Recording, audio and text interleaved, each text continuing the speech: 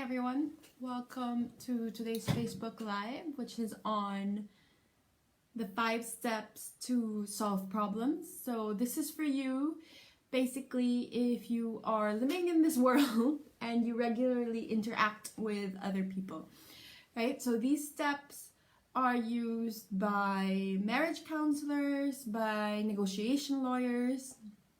So these are steps that work not only with children, although today I will be applying them with kids, right?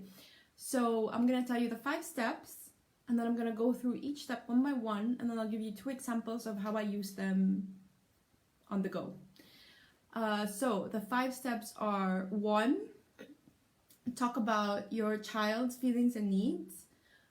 2, talk about your feelings and needs, or describe the problem. 3, ask for ideas. 4, write them down without evaluating them. And 5, decide on which ones to follow through on. Okay, so I'm gonna go through the 5 steps, and I'm gonna show you how I used it with my daughter and toothbrushing. Okay, I'm sure this is a common problem. This isn't something that only we had. So we had this problem of toothbrushing where my daughter didn't like it when we brushed her teeth. So it got to the point where it was just, not chaos, but it was just really stressful for everyone, because she didn't want her teeth to be brushed. So she was shouting and she was clamping her mouth down, and we were getting really frustrated because we knew that we had to brush her teeth. So one day I told her and her father, and I was like, okay, we're gonna sit down and we're gonna talk about toothbrushing. So we were all calm, right? This is not something ideally that you do in the moment, especially if it's a recurring issue. You do it when everyone's calm, emotions aren't running high, right? We have a paper and a pencil, and we started with step 1, which is to talk about the child's feelings and needs. Now, why do we start talking about the child or start talking about the other person? Well, because if we start talking about the problem, or if we start talking about ourselves, the kid's just gonna zone out, right? He's not gonna listen. He's like, hey, well, mom's just talking, I don't care, I'm not gonna listen. But if we start talking about the child, right, the child's gonna be like, hey, you're listening to me, you understand me, right? You see me, and they feel valued. Okay, so step 1, talk about the child's feelings and needs. So in this case, it was, I see that you don't like it when we force you to brush your teeth because you like feeling independent, right? Now, depending on the child, they might have different reasons on why they don't want to brush their teeth. Maybe the kid just doesn't like the taste of their toothbrush, or it tickles them, So it's important to focus on the child. Okay, so that's the first step, to talk about the child's feelings and needs. The second step is to talk about your feelings and needs, or describe the problem. So in this case, with the toothbrushing, we said that it's important for us that she brushes her teeth at least twice a day. We didn't go on and on and on about toothbrushing and how, if you don't brush your teeth, you're gonna get cavities and your teeth are gonna fall out. Basically because, again, if you just keep talking, they're not gonna listen. So it's important to keep this part short and sweet. And normally by this point, they kind of already know why they have to brush their teeth. They just don't want to do it. Okay, so that's step 2, which is to, again, talk about your feelings and needs, or describe the problem.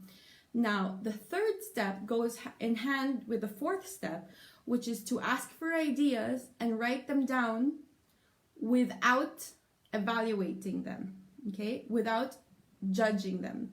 Whatever idea they come up with, even though you're not gonna do it, write it down, right? So if you ask for ideas and the first idea they say is, I won't brush my teeth, right?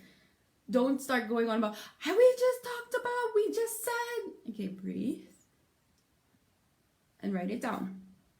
Okay, don't evaluate the idea. Why?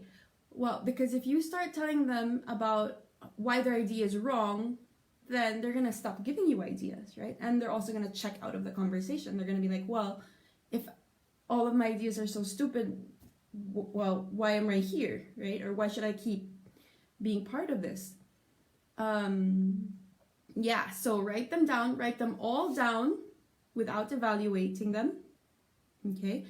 Some ideas maybe could be, again, if it was about the taste of the toothpaste, it could be about changing the toothpaste. There's this one mom who used this problem-solving conversation with her daughter, and her daughter said that she would brush her teeth in the living room. Why not, right? That's up to the mom and the daughter to decide. In this case, the mom decided that she was okay with her daughter brushing her teeth in the living room.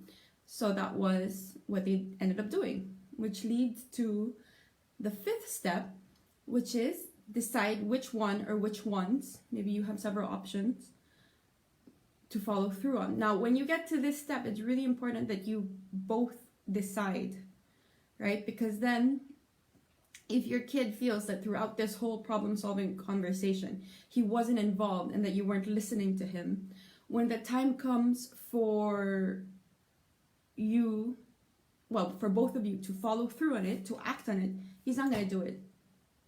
Okay, because he doesn't feel as motivated. He doesn't feel as involved. Okay, so again, those are the 5 steps. They are talk about the child's feelings and needs, talk about your feelings and needs, or describe the problem. Ask for ideas, write them down without evaluating, and then decide on which ones you will follow through on. So in this case, I talked about how we use the toothbrushing. In the end, I think we decided on playing a song while brushing her teeth, and it worked. Again, this is something that might be like an ongoing conversation. You might have to go back to it. But it normally works, right? So it might not work if one, like I mentioned earlier, if throughout the conversation your child didn't feel like he was a part of the conversation, then he won't be as involved in following through with a decision. And it also might not work if maybe you're not asking for something that's developmentally appropriate, right? Maybe you have to manage your expectations. For example, in my case, I can't ask my 3-year-old to go and brush her teeth by herself every night without complaints. That's not, like, especially the by herself part, she's not capable of doing all of that by herself yet. So again, it's also about managing your expectations. Okay, now I'm going to talk about, and another thing before I go on to the examples. So the example that I just gave was about when we had like a recurring problem. But this problem-solving conversation you can also do ahead of time. So let's say, for example, you have a cousin coming over, and your son and your cousin and his cousin normally get into an argument over a toy. So the next time, before the cousin even comes over, you can talk to your son about it, right? You can say like, well, I see that you get really frustrated when your cousin comes and grabs your favorite toy, and then you can kind of see what you can do to avoid it from happening. Okay, so those are the 5 steps, and now 2 examples of how I use them kind of on the go, right? So I just showed you one example of how I followed the 5 steps, step by step. But a lot of times, we don't really have this time, right, to get a pen and a paper and write down the 5 steps. So if some of you watched the last Facebook Live, you might remember that I had talked about milk, right, and how we had this issue of my daughter drinking milk and how it would always spill. So finally, it got to the point where we were gonna have another, it was almost like a daily conversation about how she could not have this, we could not pour her that much milk. Until finally I said, okay, look, I see that you like drinking from a super full glass of milk. The problem is, your dad and I don't like it when there's so much milk on the floor. So what if we use Diago's glass? So Diago's her younger brother, and he has like a plastic shot glass. So what if we use Diago's glass and we pour the milk in there, so that way you can drink from a super full cup of milk, and your dad and I don't have to worry about a lot of milk being on the floor. And she agreed. right? So I didn't go through all the 5 steps, but just really being able to see the first 2 steps, which was what was her need and what was our need, I was able to solve our problem. It might seem super simple, but a lot of times we don't do this. A lot of times we're kind of like set and this is how it has to be done, that we forget to look at the other person's point of view. We forget to look at what the other person wants. And when we do stop to do that, when we stop to look at what the other person wants and show the other person that we are listening to them and we know that they want, and then show what we want or what we need, then it's quite surprising the type of solutions that we're able to come up with. Now, another example of how I use this problem solving on the go is through the apple. So some of you might have read that last week my daughter and her friend got into an argument over an apple, right? There were 2 apples and they both said that their apple was the same one. And the friend had the apple in his hand and he ran away while my daughter started shouting and crying and saying, "That's my apple." Okay. So what did I do? So I got my daughter, we walked over to her friend. We sat down beside him. I looked at him and I said, "You're saying that's your apple?" And he looked at me and he was like, "Yeah." So he was listening because he was like, "Yeah, that's what I'm saying. This is my apple. What are you doing here?" And then I said, "Paula says that it's her apple." Now, because there are 3, I adapted it, right? I went, "Were you guys eating from the same apple?" And then that made them start laughing, which is always good, right? Laughter is always good because it helps to like release emotions and it helps them to kind of just be more open to problem solving. And then my daughter said something, and so I went off of what she said and I said, "Okay, so that was your apple before and now it's his apple. And his apple earlier is now your apple." And I looked at them and they seemed to agree. So I was like, "Okay, great, done." And just as I was about to stand, my daughter started saying, "No, that's my apple now." I was like, "Oh no, we're not done." I sat down again and I looked at him and I said, "Well, Paula's saying that now that apple is her apple. And the other apple," and we all looked at the other apple, and it just so happened that at that moment, my 1-year-old had started eating that other apple. And I was like, "Oh no, Diego's eating the other apple. What are we gonna do?" And her friend looked and he was like, and he still had the apple that he in the beginning said was his. And he said, "Let's ask it from him." And then he gave that apple to my daughter. And we went to my son and we asked for the other apple back. And thankfully he gave it. So, problem solving, it worked. What did I not do? Well, I did not minimize the problem, right? I showed respect for their conflict. A lot of us at this time, we're not in the mood to go through this whole process of problem solving. We'll just say, "Well, we have 2 apples. He has 1 apple. You have another apple. That's it. Done." Okay? But what happened? Well, my daughter she really felt that someone had gotten something that belonged to her. And if I had just given her another apple and I told her, "Well, this is your apple now," right? What would I have been teaching her? But on the other hand, her friend also felt that was his apple.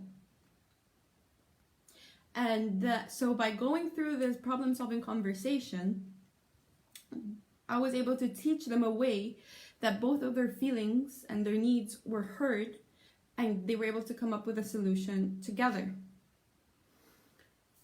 Because can you just imagine, this might seem like such a small problem, 3-year-olds and apples, but if that's something that they learned today, imagine how the world will be like in the future if this is something that everyone gets to learn, right? If this is something that everyone does, imagine how much more peaceful the world would be. Anyway, so again, the 5 steps to solving problems are: talk about your child's feelings and needs, talk about your feelings and needs or describe the problem, ask for ideas, write them down without evaluating them, and decide on which ones to follow through. Now, this problem-solving conversation is just one tool out of the many from the workshop, How to Talk So Kids Will Listen. Okay?